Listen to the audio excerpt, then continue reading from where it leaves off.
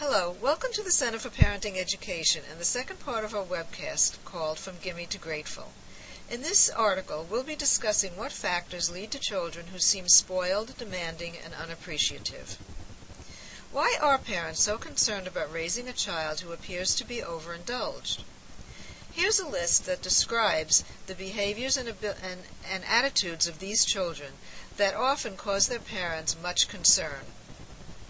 As you look at this list, I'm sure you'll be able to think of even more problematic traits and behaviors of overindulged children. So let's take a look at what things might make children seem greedy. Part of the answer lies in the very nature of children. For more detailed information about this topic, you can view the on-demand presentation on our website called Understanding Your Unique Child. The first concept in the nature of children is that children lie.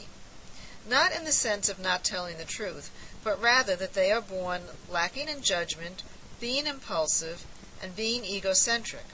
It's up to parents to gradually and over many years help their children improve their judgment, curb their impulses, and become less egocentric. As children are learning this, their judgment can leave us baffled. They don't always think before they act, and they don't think about the feelings and needs of others. Specifically in terms of overindulgence, for example, children don't necessarily judge well the quality of the things that they want to buy. They seem to want what they want the moment they decide they want them, and they often don't take into account the needs of others in the family when they demand things. It's over many years that they develop maturity in these areas.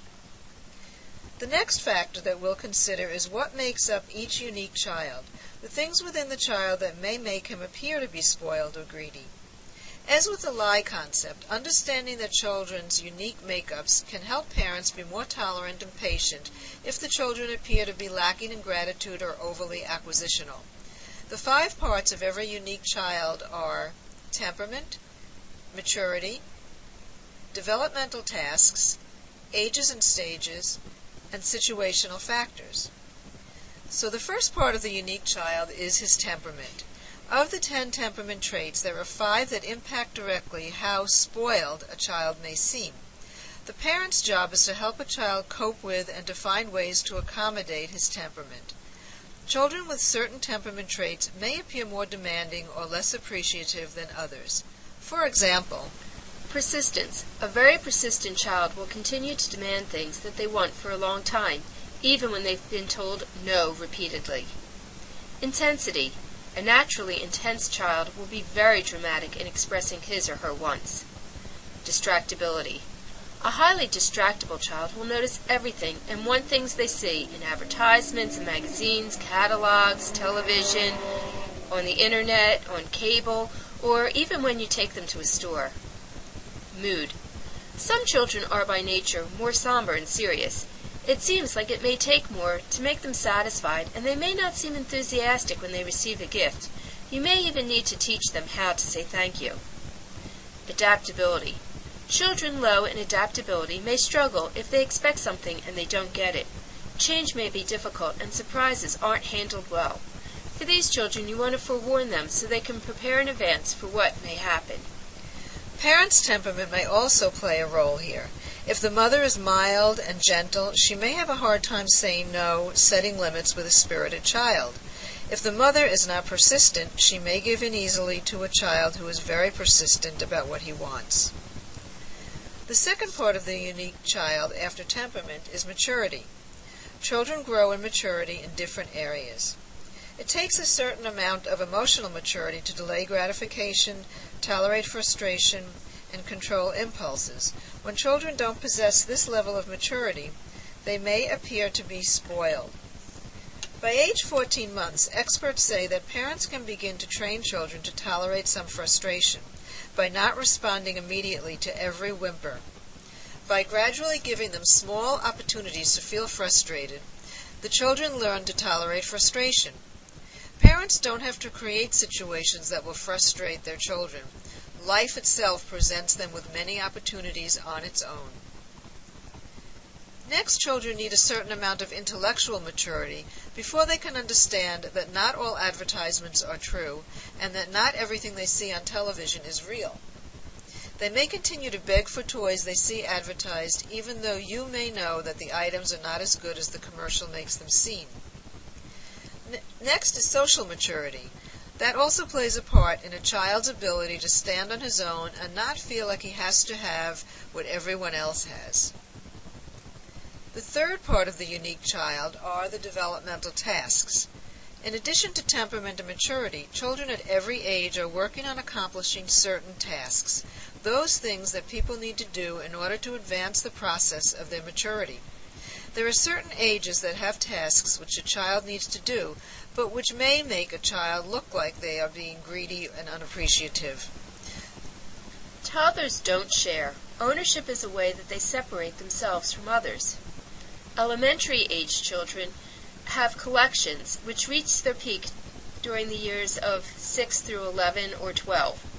Children gather, hoard, and may seem obsessed with a particular collection, such as coins or stamps. While they are learning a lot through this acquisitional process, such as the list you see on the screen, it can seem to parents that they are simply being very materialistic. The collections themselves can be symbols that nurture their self-esteem, however. And for teens, they tend to be impulsive and egocentric. They're concerned with peer approval and fitting in. Having certain things help them feel like they belong. The motto of many teens could be, "All the same, please." This is not the time to stress individuality, and it is important that teens are able to have some things that their social group has. The fourth part of the unique child is called ages and stages.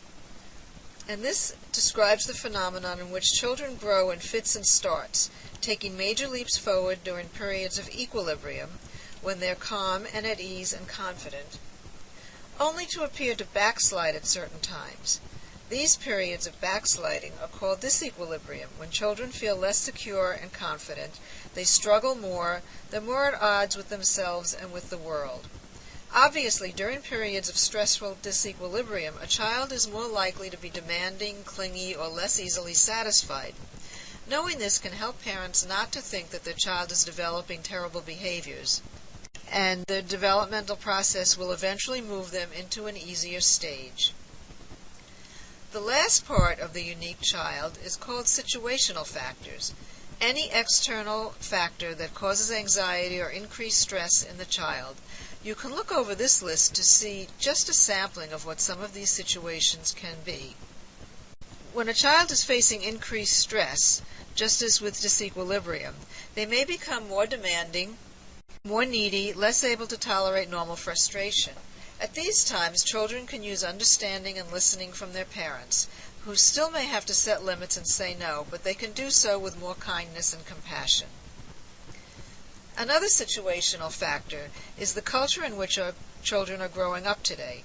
It can feel to parents like they are swimming upstream when they try to curb their children's appetites for the newest and the latest. Some of these factors include commercialism. A sophisticated marketing and advertising industry targets our children earlier and earlier. There's also wealth. We live in an affluent society, and materialism is all around us. It often feels like our society is focused on achievement and success and material wealth in place of development of character and responsibility. Then there's technology, which provides instant gratification and trains children to expect that in all parts of their lives. They don't learn to delay gratification, and they want the latest upgrade and gadget that they've seen advertised and that all their peers have. And the media. Children are exposed to many messages through the media that parents can't control. Our children grow up fast, come to expect easy solutions, and are exposed to extreme materialism where hard work and long-range planning is not depicted. So some of the tips that you can gather from this article are to learn about child development and consider all the aspects of the unique child. Apply this information to the understanding of your own particular children so that you can respond to them with the necessary limits in a compassionate and kind way. For more information about child development, view our on-demand presentation called Understanding Your Unique Child. Remember that you are the best expert about your own child and what type of person you want him to become and what values you want him to have. Teach your children to be smart consumers and critical thinkers when it comes to advertising and media. Limit and monitor what they watch on television, the video games they play, the movies they go to, and all the other electronic communication mediums. Maintain a positive relationship and close connection with your children that will enable you to influence their values, and this will be addressed in the third part of this series. Thank you for joining us.